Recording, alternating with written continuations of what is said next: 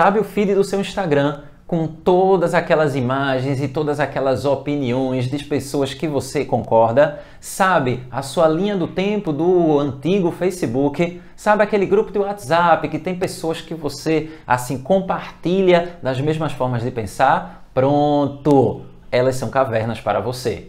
Isso mesmo! E é para tratar de cavernas que eu utilizo esses exemplos para a gente iniciar nossa reflexão sobre Platão, que é o assunto desse vídeo. Você provavelmente já baixou a ficha que está aí na descrição deste vídeo, já imprimiu, já está com seu post-it, sua caneta, seu lápis, seu marca-texto e principalmente com a atenção focada? Se está, vamos embora, vamos seguir, vamos tratar de Platão, um dos pensadores mais famosos, mais conhecidos do pensamento ocidental, a ponto de ele ter sido um dos pensadores cujo nome virou adjetivo. Ah, vai dizer que você nunca ouviu aquela clássica frase, ou talvez você até tenha dito: ah, eu tenho por tal pessoa um amor platônico. Isso aí é platônico que você está sentindo. Pois é referência direta ao pensador que desenvolveu a teoria do mundo das ideias, que desenvolveu, a partir da alegoria da caverna, um conjunto de reflexões sobre a necessidade da superação da aparência das coisas. Mas vamos por partes, vamos um tópico de cada vez.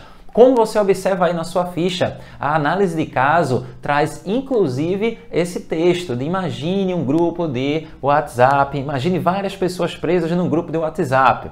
Se alguma delas conseguisse fugir e trouxesse verdades do mundo exterior, seria tido como mentirosa e coberta de porrada. Esta versão atualizada da alegoria da caverna do Platão mostra de maneira bem explícita o que é um grupo de pessoas pensando do mesmo jeito. Ao defender, ou pelo menos na tentativa de defender aquilo que aquelas pessoas acreditam, elas podem ser violentas, elas são extremistas, elas são excludentes. Além disso, você vê aí na análise de caso a segunda charge, que é de uma jovem, que aí está lá, verdades sobre ter um crush. Primeiro, checamos se nossos signos combinam. Aí no primeiro quadrinho está lá, Libra. Vocês são péssimos juntos. E aí ela diz, ainda há esperança em nossos ascendentes. Tanto uma quanto a outra traz para a gente a possibilidade de pensar a partir das ideias que o Platão desenvolveu. Na primeira, se está tratando da caverna. E cada grupo de WhatsApp, cada perfil desse de Instagram, cada linha do tempo do Facebook pode ser lida, pode ser entendida, pode ser problematizada a partir da alegoria da caverna do Platão. Para pensar a alegoria da caverna do Platão, é importante você considerar que Platão ele utilizou muitos mitos para expor as ideias que ele desenvolvia a partir da racionalidade filosófica. Então, você lembra que lá nas primeiras aulas, se esse é o primeiro vídeo que você está vendo nesse canal, dê uma voltinha, retorne lá para o primeiro vídeo de introdução ao pensamento filosófico e do mito ao logos, para a gente poder seguir adiante. Mas em todo caso eu vou dar aquela revisadinha rápida aqui. A ideia é pensar que os mitos, eles são uma forma de compreensão de mundo. A primeira tentativa humana de ordenar um mundo que é muito grande. Então, o Platão, ele entendia os mitos e os utilizava para expor, para relacionar, para dizer para as pessoas que na mitologia, que naquelas narrativas mitológicas, já existia o que a gente pode chamar de a semente dessa racionalidade. Daí ele utilizar muitas narrativas mitológicas em seus diálogos para expor as suas ideias. E uma delas foi a alegoria da caverna. E aí é muito interessante você prestar atenção nesse detalhe, entre outros detalhes, que Platão desenvolveu suas ideias principais utilizando o Sócrates como aquele que está ali lançando aquele saber. Então, Sócrates, inclusive, há quem diga, sequer existiu. Mas a gente não vai discutir isso aqui, isso é coisa para academia e tal, uma discussão que foge aos objetivos desse vídeo. Então, pensar o que o Platão escreveu, e escreveu na forma de diálogos, é considerar a importância de ter uma conversa com alguém em que as pessoas estejam efetivamente ali participando de maneira ativa, compreendendo o outro e a partir daí desenvolvendo outras ideias. Platão organizou suas ideias através de diálogos que até hoje são uma importante fonte de conhecimento. Se você tiver interesse da continuidade ao estudo das ideias do Platão, é só baixar, que não vai faltar PDF para você, mas se você prefere um livro, aí é só dar aquela comprada marota numa livraria. Então, Platão utilizava mitos para passar as ideias filosóficas que ele pretendia. Então, nesse processo todo, para entender o grupo de WhatsApp, para entender o feed do seu Instagram, para compreender a sua linha do tempo do Facebook, é importante considerar que a caverna é esse mundo restrito, esse mundo fechado, é essa bolha que traz para a gente exatamente as mesmas coisas, do mesmo jeito, mas que na perspectiva do Platão são a aparência das coisas. No caso, o Platão, ao tratar dessa alegoria, ao desenvolver o texto da alegoria da caverna, ele trata de maneira bem resumida aqui, diz a narrativa que você tinha 3 pessoas que estavam presas em uma caverna e percebiam o que tinha fora da caverna apenas nas sombras projetadas na parede. E aí, aquelas sombras projetadas na parede eram consideradas a verdade do universo, né? A verdade de tudo. Aquilo que era visto projetado na parede era a verdade. E aí, numa determinada situação, num determinado momento, um desses prisioneiros sai da caverna, tendo saído da caverna e ficado momentaneamente sem enxergar. É aquele clarão de quando sua mãe liga o interruptor no quarto e tal, e você, maiás! Ou ainda quando ela abre a cortina e você fica ali desesperado com aquela claridade até que seus olhos se acostumem com tamanha quantidade de luz.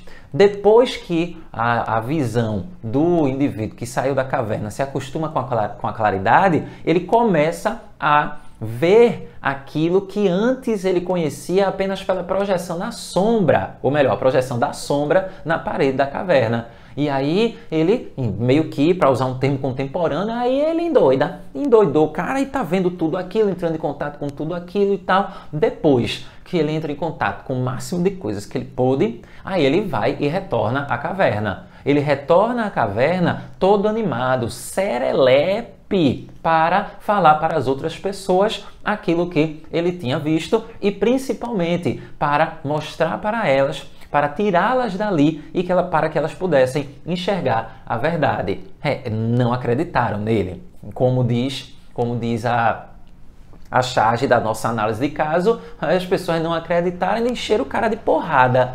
Então, a alegoria da caverna, ela traz, na perspectiva do Platão, a negação da aparência das coisas para poder, superando essa aparência das coisas, atingir a verdade do que existe. E essa verdade é a verdade para além do que os sentidos podem perceber. Então, pensar a alegoria da caverna é pensar essa alegoria a partir de alguns pontos de vista. Então, para pensar os pontos de vista, a gente pode começar com o ponto de vista pedagógico. A alegoria da caverna tem uma perspectiva pedagógica, por quê? Porque ela expõe aquele que deve ser ou que pode ser o resultado da ação educacional, de tirar o indivíduo do mundo da percepção primária, da percepção primitiva das coisas, primitiva no sentido de primeira, aquilo que os sentidos alcançam, o que a gente pode chamar também de mundo da opinião,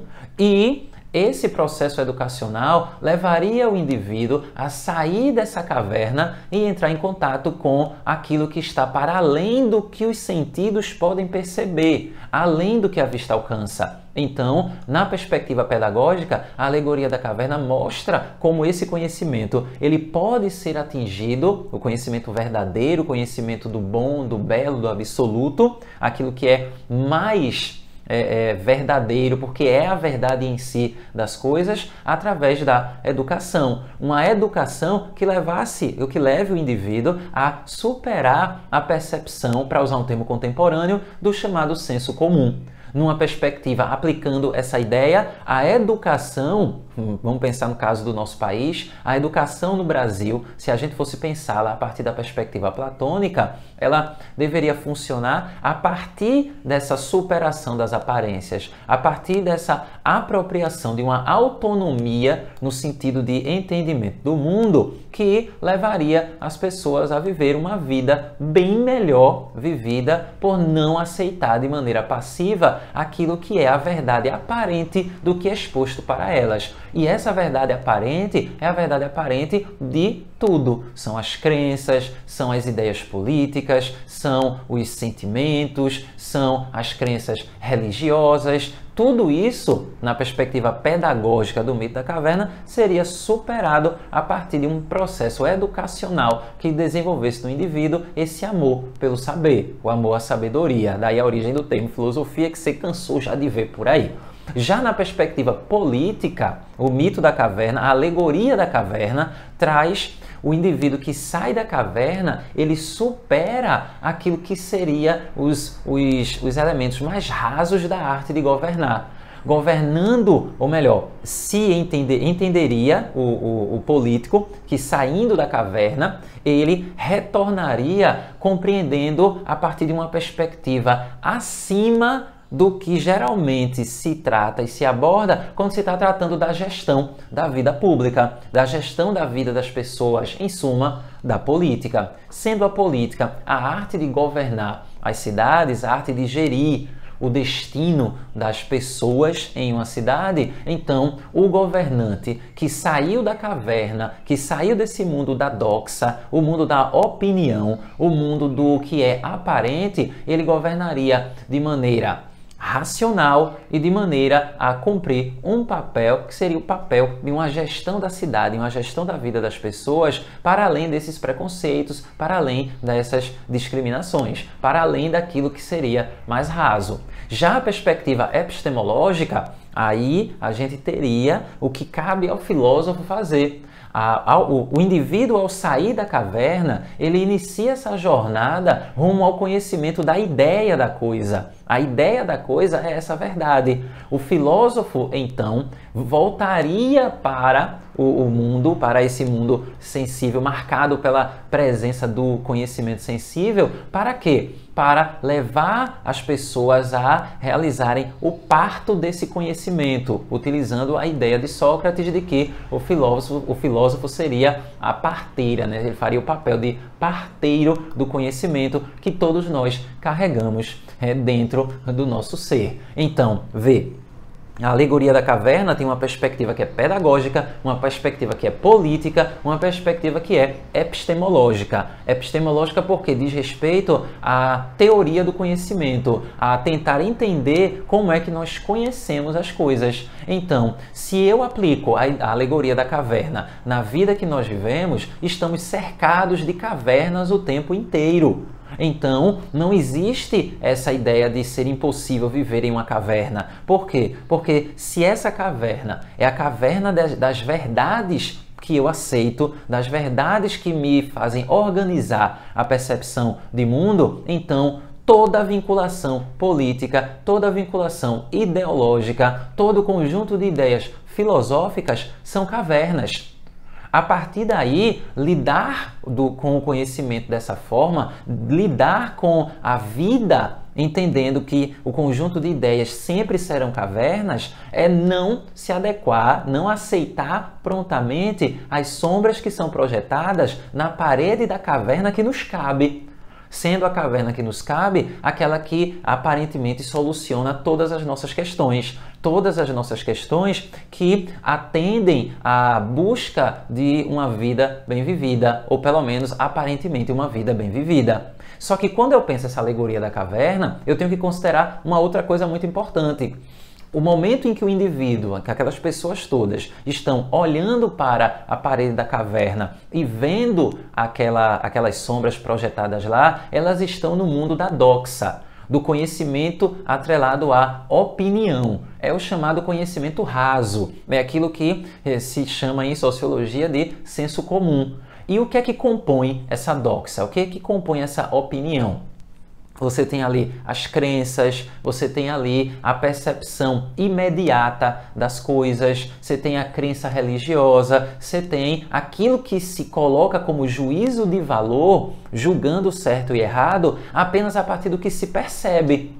No momento em que se sai da caverna, se vai na direção da verdade. Essa verdade, ou a episteme, para usar o termo grego, seria essa episteme, o conhecimento verdadeiro. Esse conhecimento verdadeiro é o conhecimento daquela pessoa que superou o que o mundo apresentava. É como se você tivesse uma espécie de névoa, não é? Essa sombra toda ela é dissipada a partir do momento que você nega como sendo verdade. Mas por que você deve negar isso? Na perspectiva, aplicando as ideias de Platão, por quê? Porque é a percepção dos seus sentidos. Os sentidos, eles vão falhar. Os sentidos eles não vão dar conta da realidade como ela é. Na perspectiva de Platão, não dava para você ter conhecimento a partir dos sentidos, porque os sentidos apenas captam a aparência. Daí ele desenvolver uma teoria também que divide o mundo em dois. O mundo sensível e o mundo das ideias. O mundo sensível é o mundo marcado pelo conhecimento através dos sentidos, daquilo que é aparente e, por ser aparente, está no âmbito da opinião. O mundo das ideias, também chamado de mundo inteligível, é o mundo de quem superou esse conhecimento raso, esse conhecimento superficial, esse conhecimento sensível. Atingir o mundo das ideias só é possível através do uso da razão ou do uso da inteligência. Daí você encontrar referências ao mundo das ideias como sendo também o mundo inteligível. O mundo inteligível, esse mundo das ideias, é o mundo que se atinge a partir do momento em que você usa a razão para superar o que os seus sentidos conseguem perceber do mundo. Vou lhe dar um exemplo bem prático disso. Imagine você, quem nunca, né? Aí você tá ali andando no shopping, lá. Aí quando você vê, você olha e diz assim, eita, ó, fulano. Aí você sai, acelera o passo, chega nas costas de fulano e tebei, dá-lhe o tapa. Aí fulano se vira. Quando ele se vira, você, eita, não é quem eu esperava que fosse. Moço, desculpa, eu pensei que você era um amigo meu. Talvez você saia na carreira, talvez você vai morrer de medo, principalmente se o cara vier pra cima de você. Qual foi, meu irmão? Tá tirando onda com a minha cara? Os sentidos enganam. Então, o mundo sensível é o mundo dos sentidos, e se você já se enganou achando que tinha visto algum amigo, alguma amiga sua pela rua, então você entende o que o Platão está querendo dizer. Platão está ali dizendo que eu não posso acatar e aceitar o que os meus sentidos percebem, porque a verdade, para eu atingi-la, eu tenho que usar a inteligência, eu tenho que usar a razão para chegar lá. Então, numa situação como essa, você olharia de novo, apertaria a vista, aproximava, para só depois você fazer alguma coisa, entrar em contato mediante um tapa com aquele que seria seu amigo, ou simplesmente deixar para lá, não sendo seu amigo, coisa que você percebeu porque você usou a sua razão, não aceitando aquilo que os seus olhos estavam vendo. Então, Platão, quando ele desenvolve essa divisão, quando ele diz que existem dois mundos, o mundo sensível e o mundo das ideias, ele está, inclusive, resolvendo uma treta bem antiga dos filósofos pré-socráticos, que diz respeito a essa treta, a forma como Heráclito entendia o mundo e a forma como Parmênides entendia o mundo. Para Heráclito, tudo estava em constante transformação, tudo estava em constante mudança. E aí você com certeza lembra dessa frase muito repetida de que ninguém toma banho no mesmo rio duas vezes. Não é a mesma pessoa, já passou água por debaixo do rio. Já o Parmênides afirma que o ser das coisas é imutável. Uma coisa não pode ser algo e depois se tornar algo diferente. A coisa é. e ela nunca vai poder ser transformada, né? Porque a transformação implica que a coisa ela não é imutável, ela não tem uma essência. O que existe, existe a partir de uma essência. O que uma coisa é, a coisa vai continuar sendo. O que uma coisa não é, ela vai continuar não sendo. Então vamos usar um exemplo aqui para você compreender isso de maneira bem prática, para ver como foi que Platão foi muito safo resolvendo esse problema. Esta é uma lapiseira, também conhecida aqui em Recife como grafite. Esse grafite aqui, o que é que ele é? Ele é um grafite. O que é que ele não é? Ele não é um mouse. Então, o grafite, né, a lapiseira, vai continuar sendo uma lapiseira. E o mouse para computador vai continuar sendo um mouse para computador. O que é que a lapiseira, o que é que o grafite não é? Não é o mouse para computador. O que é que o grafite, a lapiseira, vai continuar não sendo? Vai continuar não sendo o mouse para computador. E essa mesma linha de raciocínio para tratar do mouse. Então, para Heráclito está tudo mudando. Para Parmênides, não. As coisas são e continuarão não sendo. Ou melhor, desculpa, as coisas são e elas continuarão sendo. Elas não podem mudar. A mudança é aparente. Por isso que não se pode confiar nos sentidos. O que foi que Platão fez? Platão olhou, meio que chegou no meio da briga assim e disse, nem tanto nem tão pouco, nenhum nem outro, mas sim os dois. Heráclito deu conta, nessa percepção de que tudo transformava, tudo estava em constante mudança. O que o Heráclito identificou foi o mundo sensível, o mundo que é percebido pelos sentidos. E os sentidos vão perceber a mudança nas coisas. Por quê? Porque se dá conta apenas daquilo que os sentidos podem captar. Já Parmênides estava ali vislumbrando o mundo das ideias. Ele estava ali tratando daquilo que não pode ser aceito como algo que se transforma, porque é apenas a aparência de transformação. A essência das coisas, o ser das coisas é imutável. Então, na perspectiva de Platão, o Parmênides estava dando conta, intuindo talvez a existência desse mundo das ideias. Então, o Platão meio que resolve essa confusão toda aí. E a partir dessa perspectiva é que a gente consegue compreender a importância da razão no pensamento platônico para superar a aparência das coisas para chegar à verdade de tudo. A verdade de tudo só pode ser atingida se você raciocinar. Se você usar a razão, se você não deixar que as coisas que chegam para você, elas permaneçam, elas prevaleçam sendo verdade, ou pelo menos aceitas como verdade. Uma repercussão dessa alegoria da caverna, juntamente com a divisão entre mundo sensível e mundo das ideias, é a teoria da reminiscência. O que é que diz a teoria da reminiscência? A teoria da reminiscência, na perspectiva de Platão, é que nós temos essa alma. A alma está aprisionada no corpo. Então, a alma que teve contato, e não é a alma no sentido cristão, os cristãos é que vão utilizar essa ideia de alma de Platão aí, mas quando a gente chega lá em filosofia cristã, católica, a gente aprofunda isso, mas vamos usar o termo porque ele ajuda a entender. Essa alma, ela teve contato com o conhecimento de tudo. Por quê? Porque ela esteve no mundo das ideias.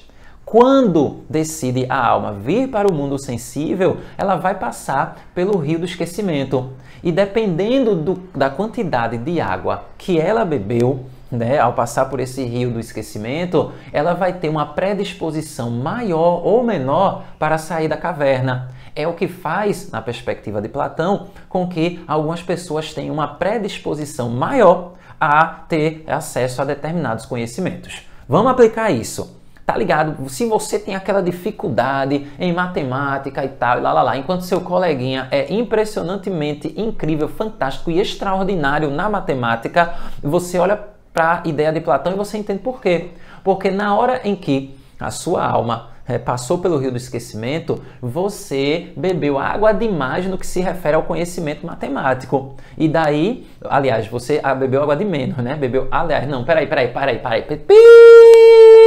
Zerou. Vamos lá. Você tem aquele seu coleguinha que é fantástico em matemática, incrível, impressionante, e você tem grandes dificuldades. Usando a ideia de Platão, como é que a gente resolve isso? Da seguinte maneira: seu coleguinha que tem muito conhecimento de matemática, ele bebeu pouca água do rio do esquecimento, no que se refere ao conhecimento matemático. Por isso que ele tem essa facilidade para aprender. Já você não. Você, no que se refere ao conhecimento matemático, bebeu um bocado de água e daí você esqueceu e tem essa dificuldade.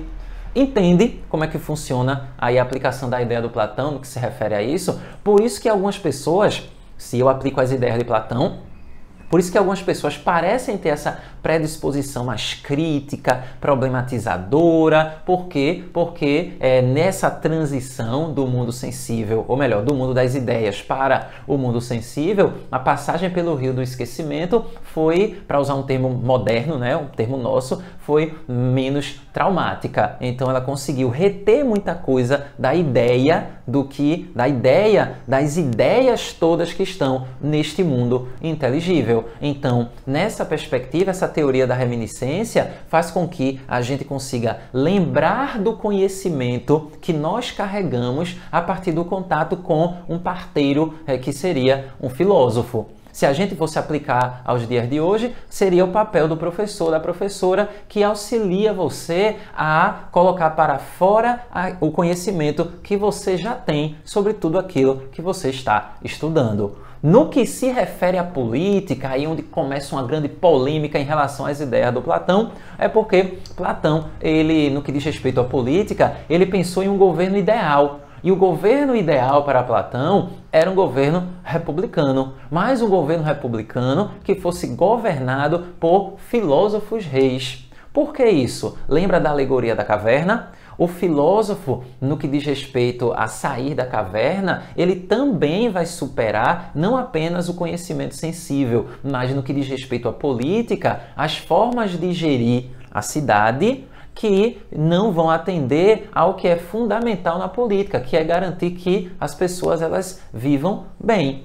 Então, nessa perspectiva, o governo ideal era o governo republicano e governado por filósofos, porque o filósofo não seria dominado pelas paixões, não seria dominado pela ganância, pela cobiça, ele governaria através da racionalidade. E esse governo racional que o filósofo proporcionaria seria o mais adequado. Mas para que isso pudesse acontecer, não poderia ter poetas na cidade. Por quê? Porque os poetas falseiam a palavra, porque os poetas, a partir da linguagem metafórica e tal, eles podem levar o indivíduo a ficar mais tempo ainda preso a esse mundo sensível, a esse mundo da doxa, a esse mundo da opinião. Se você for pensar a partir de uma perspectiva aplicada e histórica, é só você pensar como regimes autoritários na história da humanidade sempre se preocuparam com a ação de artistas. Sempre existiu censura, controle. Por quê? Porque a linguagem artística ela pode despertar no indivíduo percepções do mundo em que ele está inserido que antes ele não tinha. É você assistir um filme, é você ler um livro, é você escutar uma canção, é você estar diante de uma pintura, de uma tela e de repente aquilo ali dá um estalo. E esse estalo fazer você perceber aspectos da sua vida que você não estava mais, ou pelo menos que você não tinha contato, ou pelo menos você não estava percebendo.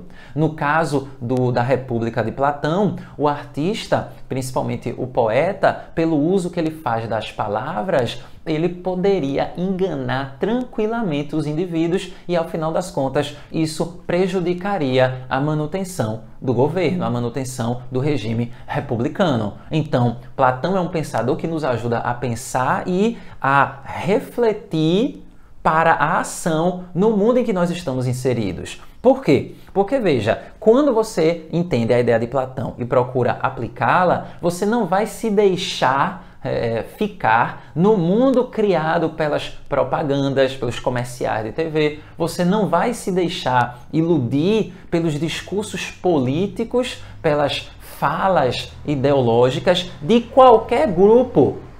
Por quê? Porque você não vai aceitar aquilo que é aparente no que está sendo dito como se fosse a ideia real da coisa, a verdade, o bom, o belo e o absoluto. Então, Platão é um pensador que tem uma potencialidade de transformação social tremenda quando aplicado. Por quê? Porque ele diz pra gente que a gente tem que superar a aparência das coisas. E aí, nesse processo, você pode aproximar a ideia de Platão do conceito de ideologia como mascaramento da realidade. Então, a alegoria da caverna, aproximada do conceito de ideologia como mascaramento da realidade, nos ajuda a desenvolver uma reflexão e uma potencialidade para a ação que pode dar resultados tremendos. Primeiro, em relação à nossa vida.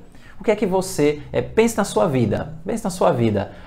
A vida que você leva, que você pensa que leva, é realmente do jeito que você pensa ou não é apenas uma aparência do que realmente você vivencia? São questões que podem levar a reflexões perturbadoras, mas que são fundamentais para a gente poder avançar.